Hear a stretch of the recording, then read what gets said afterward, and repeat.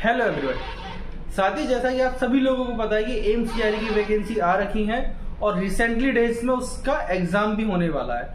और प्रोबेबिलिटी की अगर हम बात करते हैं तो साथ ही आज से 10 दिन के बाद यहाँ पर एग्जाम होना ही है, कंफर्म है, क्योंकि एम्स ने ऑलरेडी अपनी डेट ऑफ एग्जामिनेशन अनाउंस कर ही रखी है, जो कि 26 से लेकर 28 फरवरी के बिटवीन में होना ही है साथियों। तो इसी के रिगार्डिंग में साथियों आज हम बात करेंगे लास्ट 10 डेज की स्ट्रेटेजी क्या होनी चाहिए कि जिससे हमारा एग्जाम क्रैक हो सके, हम नंबर काफी अच्छे स्कोर कर सके। तो साथियों आज हम इसी के रिगार्डिंग में ना आज बात करने जा रहे हैं। तो मैं आपको बता दूं, जो कि हमारे जितने फार्मासिस्ट भाई जो इसकी एमसीआरई की वैकेंसी को का फॉर्म फिल करा है और आप एग्जामिनेशन देने वाले हो, तो साथियों मैं यहाँ पर बात करूंगा कि आपको ना कि शेड्यूल वाइज सारी चीजें आपने पढ़ी होंगी, क्योंकि आपकी ऑलरेडी तैयारी हुई होगी तभी आपने फॉर्म भरा है। क्योंकि यहाँ पर हमने एक चीज नोटिस करी है कि जितने भी जो फ्रेशर बच्चे होते हैं ना कि नए कि अभी हम तैयारी शुरू करेंगे, फिर हम फॉर्म फिल करेंगे, फिर सारी चीजें, तो वहां पर यहाँ पर ऐसा व्यक्ति हमें कम दिखेगा। यहाँ पर जितने भी हैं सारे तैयारी वाले ही बच्चे हमको देखने को मिलेंगे। मतलब कि कंपटीशन की अगर बात करते हैं लिमिटेड है लेकिन अच्छा है, क्योंकि जितने भी लिमिटेड बच्चे बैठेंगे वो सारे ही ऑलरेडी प्रिपरेशन कर रहे होंगे या फिर एकेडमिक्स कभी उन्होंने कंप्लीट किया होगा, तो वही बच्चे हमको देखने को मिलेंगे साथियों। तो अब हम बात करते हैं साथियों कि लास्ट 10 डेज की स्ट्रेटेजी क्या होनी चाहिए जिससे कि हमारा सिलेक्शन हो सके और हम सेलेक्ट हो सके। तो हम लास्ट 10 डेज की बात करेंगे यहाँ पर। अब मैं आपको बता दूं, देखो साथियों, अब जो वो दिन रह गए हैं, अब ये वो दिन नहीं है जिसको आप नया पढ़ें कुछ, तो नया तो आप बिल्कुल भी ना पढ़े।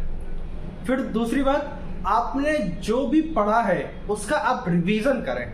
जैसा कि अब मैं जितने हमारे फार्मासिस्ट भाई हैं, है ना, जितने हमारे फार्मासिस्ट भाई जिन्होंने फिल करा है और वो तैयारी कर रहे हैं, तो अब मैं आपको बता दूं, देखो अब ना आप क्या करें, सारी चीजों का एक एक करके रिवीजन करना शुरू कर दें, है ना। रिवीजन में सबसे पहले आप सुटेक्स ले सकते हैं अपनी, फिर उसके बाद कोलॉजी ले सकते हैं, फिर जूरिस ले सकते हैं, फिर उसके बाद बायोकेमिस्ट्री ले सकते हैं, आप एचएपी ले सकते हैं, फिर आपके रिमेनिंग सब्जेक्ट में डीवीएम हुआ कि आपका ड्रग बिजनेस मैनेजमेंट वाला पोर्शन हुआ, एचएपी हुआ। तो इन पोर्शंस को ना आपने जो भी पढ़ा है आप उस चीज को पढ़े दोबारा, क्योंकि अब ना आपको, क्योंकि देखो सिलेबस ना हमारा फार्मेसी का थोड़ा सा वास्ट है, सबको पता है, और ये सिलेबस एक महीने में तो कवर होगा नहीं, बिल्कुल नेचुरल बात है कि इतना सिलेबस एक महीने में कवर होना नहीं है, और जो बच्चे पढ़ते हुए आ रहे हैं वही जो इसको कवर कर सकते हैं। तो ना अब आपको कुछ नहीं नया नहीं पढ़ना है, अब आपको सिर्फ और सिर्फ रिवीजन करना है। कि रिवीजन इस बिहाफ पर ऐसे करना है कि क्योंकि अब आपको जो बच्चे ऑलरेडी पढ़ रहे हैं, तैयारी कर रहे हैं, तो उनको पता है कि क्वेश्चन कैसा आता है, कहाँ से क्वेश्चन बनने के चांसेस ज्यादा है। यहाँ पर सुटेक्स की मैं बात करता हूँ तो काफी बड़ा क्वेश्चन है ना, और काफी सारी चीजें उसके अंदर हैं। तो आप टैबलेट्स पढ़ें, कैप्सूल पढ़ें, स्टलाइजेशन पढ़ें, है ना, फिजिकल फार्मेसी में अपना जो डोज कैलकुलेशन है उसको पढ़ें। तो ये सारी चीजें हैं नंबर गेनिंग वाली।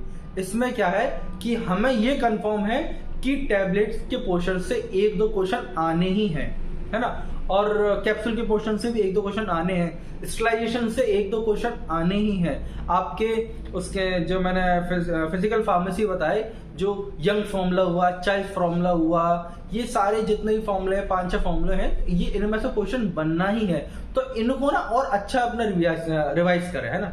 अगर मैं टैबलेट की बात करूं तो आप यहाँ प्रिजर्वेटिव क्या होते हैं, बल्क डोजेस फॉर्म में क्या होता है, आपके ग्रेन्यूल्स क्या होते हैं, तो ये सारी चीजें आनी ही है उसमें। तो इन चीजों को और अच्छा रिवाइज करें। तो मैं आपसे यही कहूंगा कि नया ना पढ़ें और जो आपकी 10 डेज की स्ट्रेटेजी के अंदर सारे सब्जेक्ट्स को डिवाइड कर दें और उसी पे ही फोकस करें, क्योंकि अब जो डिसाइड करेगा अब वो आपका रिवीजन डिसाइड करेगा, ना कि अब जो आप नया पढ़ोगे वो चीज डिसाइड बिल्कुल भी नहीं करेगी।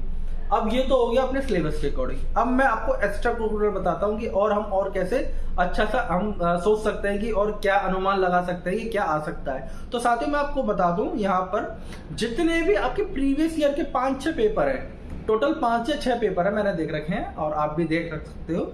एम्स पटना हुआ, एम्स भुवनेश्वर हुआ, एम्स दिल्ली का लास्ट 2017-18 वाली वैकेंसी का हुआ ना, तो ये सारे पेपर प्रीवियस ईयर के पेपर एक बार आप देख सकते हो। भुवनेश्वर वाली की बात करता हूँ तो साथियों में ना वो पेपर मुझे तो काफी इजी लगा, क्योंकि मैंने पढ़ा है, मैंने रिवीजन उसका करा, देखा तो काफी पेपर इजी है ना। लेकिन उसके बिहाफ पर डिपेंड ना रहे कि क्वेश्चन ऐसे ही आएंगे, क्वेश्चन थोड़ा टेक्निकल भी आ सकते हैं, जो मैंने जहां तक उम्मीद देखी है और करी है कि उसमें 40 to 50% पोर्शन अपना इजी आता है ना। अगर 40% पोर्शन अपना इजी आया तो 30% थोड़ा सा लेवल अप होता है उसका, और 30% में आपका साथियों जितना भी है कि आपको नॉन फार्मा हुआ ये सारी चीजें कवर होती है। तो जो भी आपको करना है वो 30% के अंदर करना है 100 में से, है ना। 40% तो कुछ क्वेश्चन तो आपको ऐसे मिलेंगे कि आप क्वेश्चन पढ़ोगे और आंसर दोगे, वो क्वेश्चंस भी आपके नंबर डिसाइड करेंगे। और जो टेक्निकल पोर्शन है जिसके थोड़ा सा लेवल अप होगा जो कि 30% का है, वो आपका पूरा सिलेक्शन प्रोसेस को आपके ऊपर रहेगा कि वही आपके सिलेक्शन को दिला कर जाएगा। अब साथियों मैं आपने एक चीज और देखी होगी एम्स वाले पेपर्स में, थ्योरेटिकल पेपर आता है थोड़ा सा, है ना, कि जिसके कॉन्सेप्ट क्लियर है वही सारी चीजें आपके को मिलेंगी वहां पर। तो साथियों आपको क्या करना है, जितनी भी चीजों को थ्योरेटिकल आप पढ़ सकते हो अच्छे से उतना पढ़ें, है ना, क्योंकि वहां पर ना हमको 20 से 25 क्वेश्चन मुझे लग रहे हैं कि हमें थ्योरेटिकल बेसिस पे मिलेंगे। कि अगर सपोज करो कैलामाइन लोशन है, कैलामाइन लोशन की क्या प्रॉपर्टीज होती है, क्या इंग्रेडिएंट्स होते हैं, तो उसमें सारी 3-4 आपको एमसीक्यूज में मिलेंगे लॉन्ग पैराग्राफ टाइप में। फिर आपको डिसाइड करना है कि ये ऑल ऑफ द दीज है, सेकंड है, थर्ड है, कौन सा है। तो वो क्वेश्चन वही लोग कर सकते हैं जिनके कॉन्सेप्ट क्लियर है। तो मैं आपसे यही कहूंगा कि गैस करने के उसमें बिल्कुल कोशिश मत करना, गैस करते तो एक स्ट्रॉन्ग गट फीलिंग के साथ गैस करना, और आपको वही पोर्शन कवर करना है साथियों जो ज्यादातर पूछा जा रहा है, रिपीटेड एग्जाम में पूछा जा रहा है। और हाँ, इसके साथ मैं आपको एक बात और कहूंगा, जितने आप मॉक फिल करोगे, जितने आप मॉक लगाओगे उतनी से ज्यादा तैयारी करें। और मॉक लगाने का एक स्ट्रेटजी रखो, पहले आप मॉक लगाइए, जैसे भी आपके नंबर आए, जो क्वेश्चन गलत हुए उनके बारे में पढ़ो अच्छे से कि इसमें क्या पूछा गया था, कैसे पूछा गया था, उस चीज को अच्छे से पढ़ो। तो साथियों ये कुछ इंफॉर्मेटिव वीडियो रहा आपके टेक्निकल पोर्शंस पे। अब मैं साथियों बात करूंगा आपके नॉन टेक्निकल पोर्शन पे। नॉन टेक्निकल की अगर हम बात करते हैं साथियों, थोड़ा सा वो भी डिसाइडिंग रहेगा आपके लिए। अब कंप्यूटर की बात करते हैं साथियों, बेसिक नॉलेज है कंप्यूटर की, तो आप कोई भी अरिहंत की बुक ले सकते हो कंप्यूटर नॉलेज के लिए, कोई सी भी बुक ले सकते हो। जनरल नॉलेज तो साथियों आपको जो डेली बेसिस पर पेपर्स में आप तो पढ़ते रहिए थोड़ा बहुत, तो उसमें चीजें कवर होने के पूरे चांसेस हैं। अब साथ ही एप्टीट्यूड और रीजनिंग की बात आ गई, 5-5 नंबर के ये दोनों सब्जेक्ट आने हैं, तो आपकी रीजनिंग तो ठीक ठाक होगी ही जो बच्चा तैयारी कर रहा है। और मैथ्स में भी आप थोड़ा सा देखकर और पढ़कर जाना कि थोड़ा सवालों को सॉल्व कर सके, परसेंटेज क्या है, रेशियो क्या है, वर्क डिस्टेंस टाइम क्या है, तो ये इनको बेसिक अपने कॉन्सेप्ट को इनके यहाँ पर क्लियर कर लेना साथियों। तो ये साथियों मैंने आपको बताया कि लास्ट 10 डेज में आपकी क्या स्ट्रेटेजी रहनी चाहिए रिगार्डिंग फॉर द एग्जामिनेशन, है ना।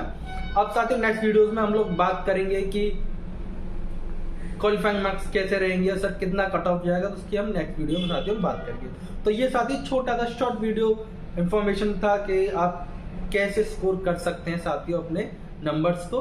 ऐसे ही आपको ये वीडियो अच्छा लगा है, इंफॉर्मेटिव लगा है, तो आप इसको लाइक शेयर सब्सक्राइब कर सकते हैं, और ऐसे आप हमारे चैनल पर फ्यूचर अपडेट्स के लिए बने रह सकते हैं। जय हिंद, जय भारत।